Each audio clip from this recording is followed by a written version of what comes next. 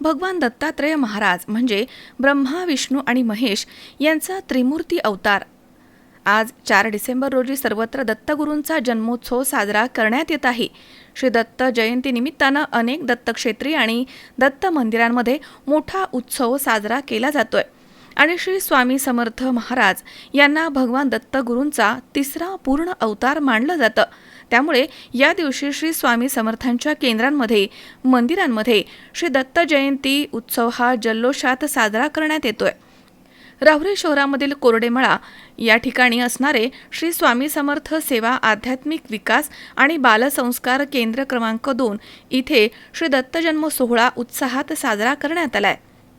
27 November रोजी सुरू झालेल्या या पारायणाची सांगता ही 5 डिसेंबर रोजी होत आहे. सकाळपासूनच श्री दत्त प्रभूंच्या जयघोषानं परिसरामध्ये मंगलमय ऊर्जा जाणवत होती. मोठ्या संख्येने भाविक भक्तांनी इथे दर्शनाचा आणि प्रसादाचा लाभ घेतलाय. दिगंबरा दिगंबरा श्रीपाद वल्लभ दिगंबरा. अवधूत चिंतन श्री गुरुदेव दत्त. श्री स्वामी समर्थ महाराज की जय.